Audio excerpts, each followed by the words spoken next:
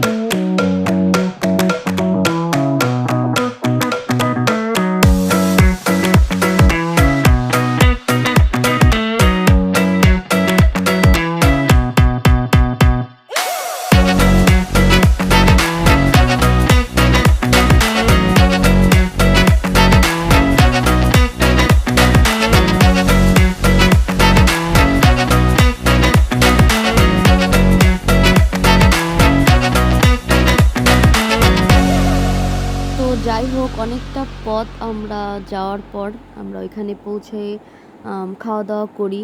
আর খাওয়া দাওয়ার পরে এই যে সুলাইমান সেখানে নাচানাচি শুরু করে দেয়। আর তার নাচ দেখতে মানে এত পরিমাণের দর্শক হয়েছে তা বলার বাইরে, যে তারা গাছের উপরে উঠে তার নাচ দেখতেছে।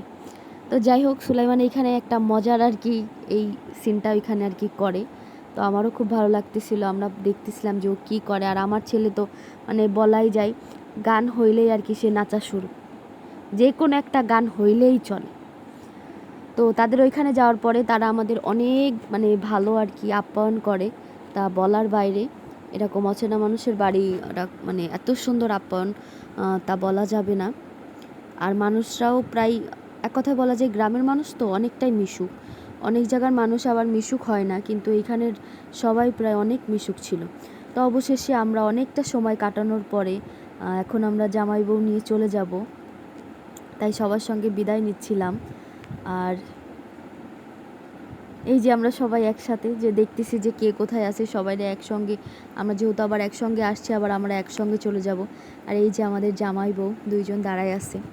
তো যাই হোক, এই যে সুলাইমানের আব্বুর কোলে। আর সুলাইমান ওই দিন এত পরিমাণে জ্বালাতন করেছে তা বলার বাইরে, একদিকে গরম আর একদিকে আমার ছেলে, তো দুটো মানে একদম মাশাল্লাহ। তো তো অবশেষে আমরা এখন বাসায় চলে যাচ্ছি। তো আজকের ভিডিওটা এই পর্যন্তই। সবাই যে যেখান থেকে দেখতেছেন অবশ্যই আমার চ্যানেলটাকে ফলো করবেন ফেসবুক থেকে দেখলে, আর অবশ্যই যদি ইউটিউব থেকে দেখেন সাবস্ক্রাইব করতে জানি ভুলবেন না। আমরা যখন যাচ্ছিলাম তখন কিন্তু একদম মানে প্রায় সন্ধ্যা হবে হবে ভাব, সূর্যটাও প্রায় ডুবে গেছে। আর তখন একটু আর কি রাস্তা দিয়ে ভালো লাগতেছিল, তো আমি বলি যে তুমি আস্তে আস্তে যাও। তো আমরা আস্তে আস্তেই আসি। আমি আবার দেখতেছিলাম যে এখন বাতাসটা কেমন, তো দেখলাম বাতাসটা আমরা যেরকম মানে দুপুরবেলা যেহেতু বের হয়েছিলাম 12টার দিকে, তখন কিন্তু আগুনের মতো ছিল, কিন্তু যাওয়ার সময় অতটা মানে গরম ছিল না। কিন্তু তাও রাস্তার পিচগুলির অবস্থা খুবই খারাপ ছিল। আমাদের আসার সময় আর তেমন একটা কষ্ট হয়নি, কিন্তু যাওয়ার সময় একটু বেশি কষ্ট হয়ে গেছিলো। এর জন্যে আমরা একটু বেশি টায়ার্ড হয়ে পড়ছিলাম। কিন্তু আসতে গিয়ে মাশাআল্লাহ ওয়েদারটা অনেক সুন্দর ছিল। তো আমরা একদম ঘুরতে ঘুরতে আস্তে আস্তেই চলে আসি। তো আজকের ভিডিওটা এই পর্যন্তই। সবাই ভালো থাকবেন। আল্লাহ হাফেজ।